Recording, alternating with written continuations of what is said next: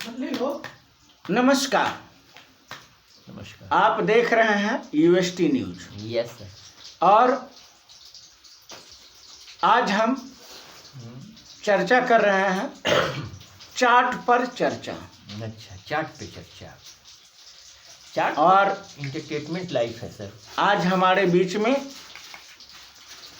बिहार के राजनीति से रूबरू और नज़दीकी से समझने वाले शिवनाथ तिवारी जी हैं।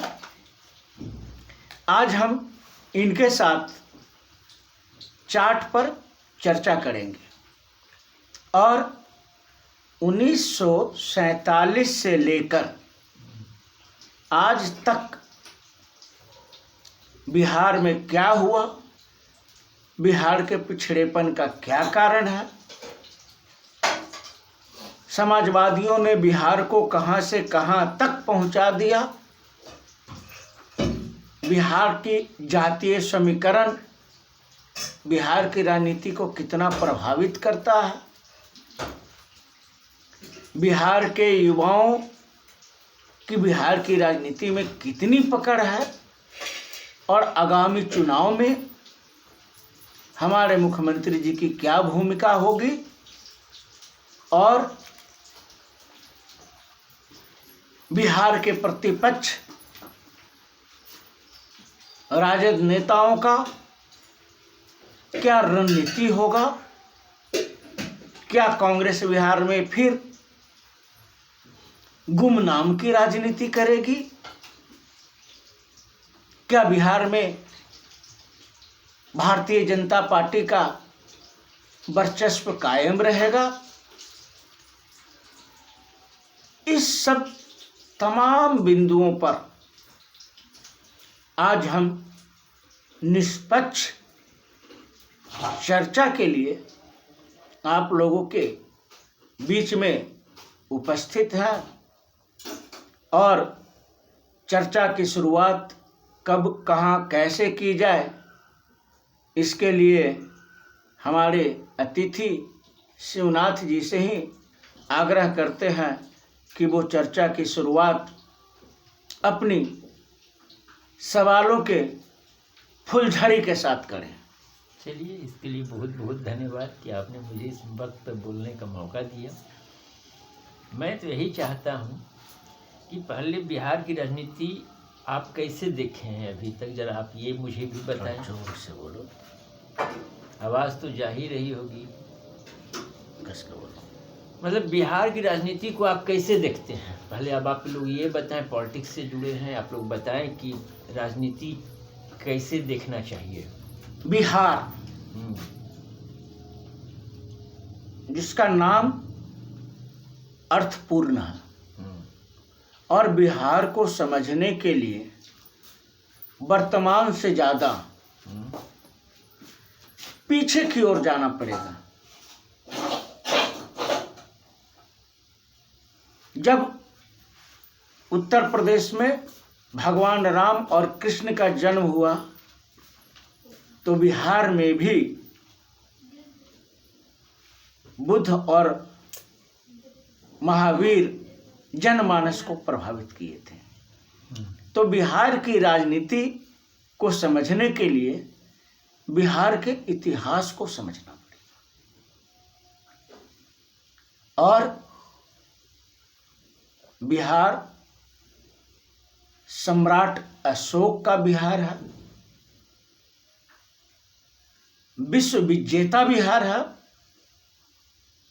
बिहार वीर जरासंध की भूमि है जो कभी पीछे मुड़कर नहीं देखता, भगवान को भी रणछोड़ बनाने का इतिहास रखता है। स्थिति परिस्थिति कई चीज हो सकते हैं, मैं उस पे धार्मिक आधार पे उस पे चर्चा नहीं करूंगा, लेकिन बिहार की राजनीति को समझने के लिए बिहार की इतिहास को समझना जरूरी है। हाँ, तो एक चीज़ और ये पूछना चाहते हैं सर कि नीतीश कुमार हमारे बिहार के इतने दिन से रहे और इस इलेक्शन में इनका क्या रिजल्ट मिलने वाला है, जरा आप इससे मुझे विस्तार से बताएं। भारत की राजनीति में, मैं बिहार की बात नहीं कर रहा हूं, मैं भारत की राजनीति की बात कर रहा हूं। भारत की राजनीति में अगर स्वार्थ की राजनीति का उदाहरण देना होगा तो उसमें सबसे पहला नाम बिहार के मुख्यमंत्री जी का लिया जाएगा। जब बिहार में जंगल राज तथा कथित, जिसे मुख्यमंत्री जी, वर्तमान मुख्यमंत्री जी बिहार को जंगल राज कहते थे, उससे मुक्ति दिलाने के लिए मुख्यमंत्री का शपथ लिया था और उनका प्रथम चरण बहुत अच्छा था। हाँ, सुशासन बाबू बन गए थे। लेकिन बाद में उनका राजनीतिक पलट गया है उनका तस्वीर सामने आई। वो जंगल राज के पोषक बन गए और बिहार के जंगल राज को इतिहास बनाकर बिहार की जनता को डराकर अपने पक्ष में वोट लेकर राजनीति करने का प्रयास उन्होंने किया था। और पिछले 30 वर्ष भारत के इतिहास के लिए बहुत महत्वपूर्ण है। पिछले 30 वर्षों में भारत के कई राज्य बहुत ज्यादा विकास कर लिया, लेकिन बिहार पिछले 30 वर्षों में तरक्की तो दूर, अपनी अस्मिता की रक्षा करने में भी सक्षम नहीं है। बिहार के शिक्षित लोग सरकारी नौकरी के लिए जूझ रहे हैं और बिहार के अशिक्षित लोग मजदूरी करने के लिए बिहार के बाहर पलायन कर रहे हैं। बिहार को मजदूरों का प्रदेश बनाने का अगर श्रेय किसी को जाता है तो वर्तमान मुख्यमंत्री जी को जाता है। एकदम सही बोला आपने इस बात को। और आगामी चुनाव, इस वर्ष का चुनाव बिहार के राजनीति को एक नया दिशा देगा और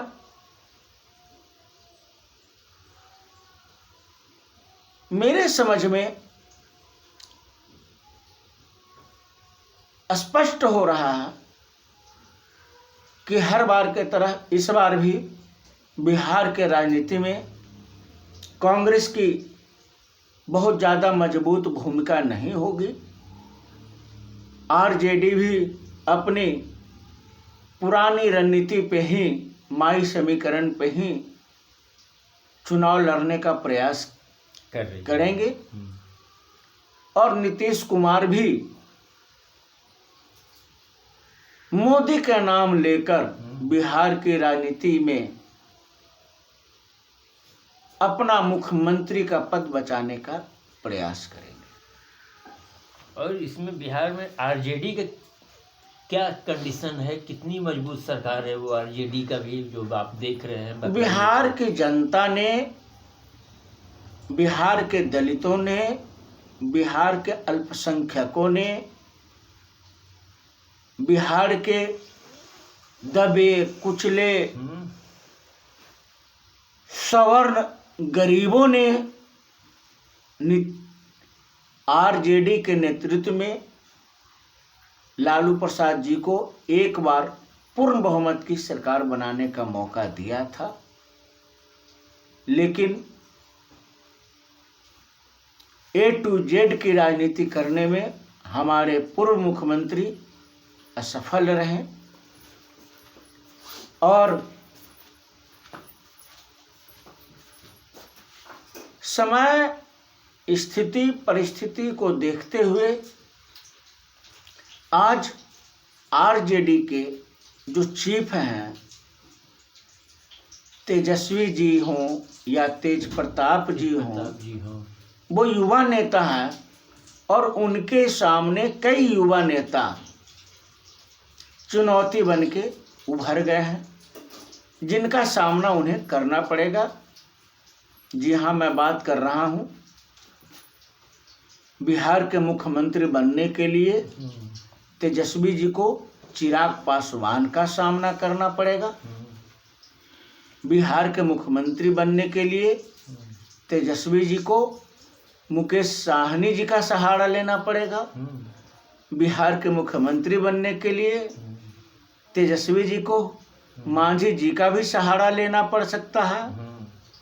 तो बिहार की राजनीति में आरजेडी अपने बलबूते पूर्ण बहुमत की सरकार बनाने का अगर हिम्मत कर रही है तो उसे इतिहास से सीखनी चाहिए। वर्तमान समय में भाजपा और कांग्रेस भी अपने बलबूते बिहार में सरकार नहीं बना सकती है। आप मेरे मतलब समझ गए होंगे। बात आप सही कहा। बिहार में जिसकी भी सरकार बनेगी गठबंधन की सरकार बनेगी। एकदम सही कहा आपने। लेकिन इसमें एक चीज़ है कि अभी गठबंधन पर प्रशांत किशोर जी जनसुराज पार्टी का हैं, उनका भविष्य क्या होगा? अभी जैसा प्रशांत किशोर का रास्ता अलग है। वो जातीय राजनीति नहीं कर रहे हैं, वो समाजवादियों की राजनीति नहीं कर रहे हैं, वो विकासवादियों की राजनीति कर रहे हैं। और विकास हर जाति को चाहिए, हर समाज को चाहिए, हर युवाओं को चाहिए। बिहार में युवाओं की जितनी बड़ी बेरोजगारी है उसको ध्यान में रखकर यह स्पष्ट होता है कि आगामी चुनाव युवाओं के इर्द गिर्द ही होना चाहिए, होगा और होना चाहिए। और ऐसा संभव है कि आगामी मुख्यमंत्री बिहार कोई युवा नेता को मौका दे। और हमें यह नहीं भूलनी चाहिए कि बिहार ने एक नहीं, दो नहीं, 5 मुख्यमंत्री, ब्राह्मण मुख्यमंत्री बिहार को दिया है। तो बिहार के ब्राह्मण समाज बिहार को 5 मुख्यमंत्री दिया है। चाहे बात बिंदेश्वरी दुबे की किया जाए, चाहे बात केदार पांडे की किया जाए, चाहे बात जगन्नाथ मिश्रा की जाए, चाहे बात भागवत झा आजाद की जाए, या और भी कई नेता हैं। लालू के शासनकाल में भी हमारे शिवानंद तिवारी ब्राह्मण समाज से ही बिलोंग्स करते थे। तो लालू राज्य में भी ब्राह्मणों का वर्चस्व ज़्यादा नहीं तो कम भी नहीं था। तो इस चुनाव में ब्राह्मणों को कम आंकना कांग्रेस, भाजपा, आरजेडी, जदयू, हम आदि सभी पार्टियों को नुकसान देगा। और अभी दिल्ली में चुनाव चल रहा है, देख रहे हैं, मीडिया में बात आ रही है, केजरीवाल जी चुनाव हार रहे हैं। और अपनी डूबती नैया को बचाने के लिए केजरीवाल जी ने भी ब्राह्मण शरणम गच्छामि का अनुसरण करते हुए मंदिर के पुजारियों और गुरुद्वारा के ग्रंथियों को भी आर्थिक सहायता देने की घोषणा किया है। तो आगामी बिहार में जो भी मुख्यमंत्री होंगे वो ब्राह्मणों को साथ लेकर ही चलेंगे, और जिसके साथ ब्राह्मण होगा उसी का आने वाले समय में बिहार में सरकार बनेगी। और आरजेडी से एक बहुत बड़ी भूल हो गई है कि उसने प्रशांत किशोर जी को प्रशांत पांडे कहकर अपमानित करने का कार्य किया है। एकदम सही बात बोला आपने। तो एक चीज़ और इसमें मैं आपसे जानना चाहता हूँ सर, कि चिराग पासवान हो गए, जीता राम मांझी हो गए, मुकेश साहनी हो गए, इन लोग फिर मिलकर क्या करेंगे बिहार के लिए? बिहार देश की राजनीति का प्रयोगशाला है।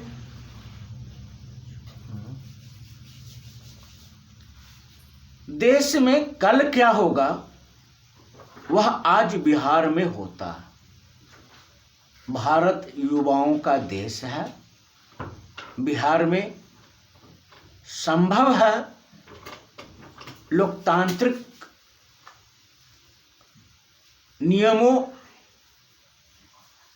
के आधार पर बिहार को एक युवा मुख्यमंत्री मिलेगा, चाहे वो चिराग पासवान हो, चाहे वो मुकेश साहनी हो, चाहे वो तेजस्वी हो, चाहे वो जन स्वराज के अध्यक्ष या संस्थापक अध्यक्ष नहीं, सॉरी माफ कीजिएगा, जन स्वराज के संस्थापक प्रशांत किशोर हो, या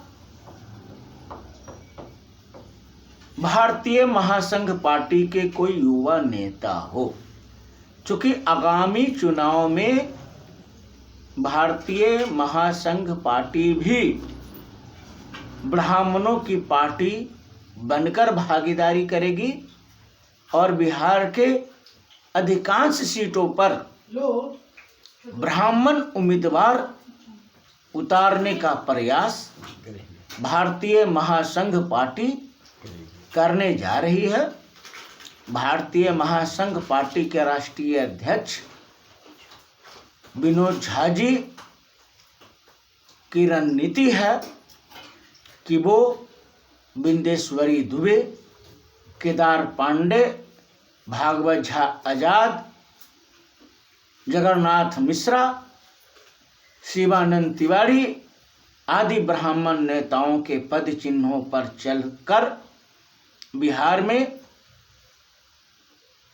ब्राह्मणों की राजनीति को एक बार पुनः स्थापित करने का कार्य करेंगे और भारत में लोकतंत्र है। लोकतंत्र के तहत ही बिहार में चुनाव होगा।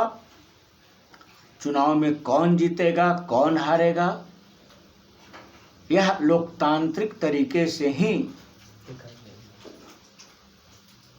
इसका निर्णय होगा। और अगर जातीय आधार पर नीतीश जी मुख्यमंत्री हो सकते हैं, अगर जातीय आधार पर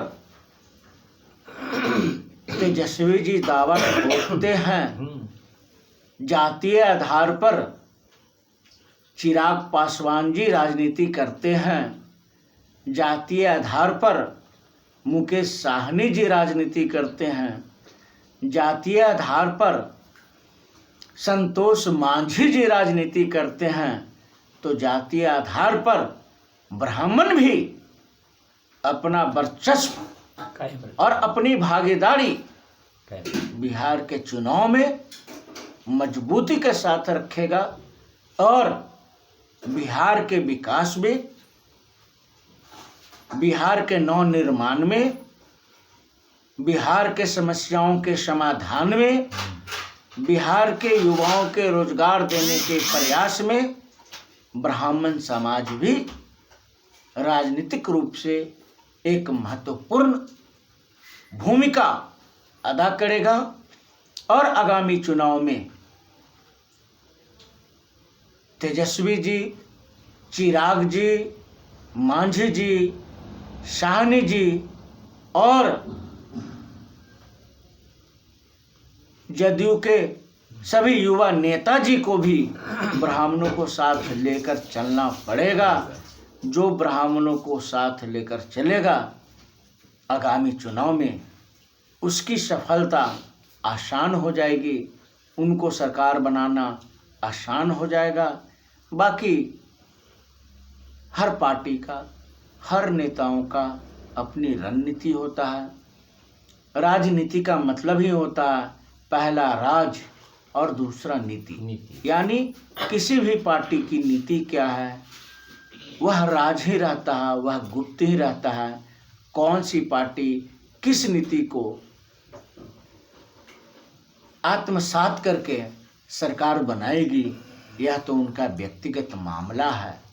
लेकिन बिहार की राजनीति में मुझे ऐसा प्रतीत होता है कि आगामी राजनीति उत्तर प्रदेश की तरह बिहार में भी ब्राह्मणों के इर्द गिर्द ही होगा और ब्राह्मणों को जो साथ लेकर चलेगा वही बिहार पर राज करेगा। और इसी के साथ में हम उम्मीद करते हैं कि आपको बिहार की राजनीति की वर्तमान समस्याएं का अल्प समय में जो हो सकता था हमने उसका अपना अनुभव के आधार पे विचार साझा करने का कोशिश किया है। और बाकी यह चर्चा अभी और लंबी चलेगी। चुनाव में बहुत टाइम है, अभी तो दिल्ली में चुनाव हो रहा है। चुनाव तक कई समीकरण बनेंगे, कई समीकरण टूटेंगे, नया गठबंधन भी बन सकता हो सकता है नीतीश जी एनडीए को छोड़ के फिर जो है चाचा भतीजे की सरकार बना लें। क्योंकि ऐसा सूत्रों के आधार पे कई महीनों से ऐसी चर्चा आ रही है, सरकार गिर रही है, सरकार गिर रही है, सरकार गिर रही है। लेकिन वो कौन सा सूत्र है और वो कौन सा मीडिया है और वो किस आधार पे दावा करते हैं, यह तो मुझे नहीं मालूम। मैं तो यही समझता हूँ कि बिहार चुनाव के मुहाने पे खड़ा है। बिहार सरकार का कार्यकाल लगभग पूरा हो चुका है और बिहार में चुनाव होगा, लोकतांत्रिक तरीके से होगा, चुनाव आयोग के नेतृत्व में होगा, शांतिपूर्ण होगा और जो बिहार को विकसित बिहार बनाने का निर्णय लेगा वही बिहार पर राज करेगा। बिहार में जात की राजनीति करने का इतिहास का बहुत जल्द अंत होने वाला है। एकदम होगा। और हम तो विनोद झा से और मनाएंगे कि भारतीय महासंघ पार्टी को भी बिहार में लाया जाए। और मैं वादा देता हूं कि मैं जमकर साथ दूंगा, पूरी जिंदगी तक मैं साथ दूंगा कि मुझे मानवता के नाते से जीतना है, जाति पर मुझे इलेक्शन नहीं करवाना है। चलिए आज के लिए इतना ही रखते हैं। सही सहूलियत होना चाहिए। आज के लिए इतना ही, कल फिर हम बिहार की बात पर चर्चा करेंगे। ठीक है। जय हिंद, जय भारत। जय बिहार।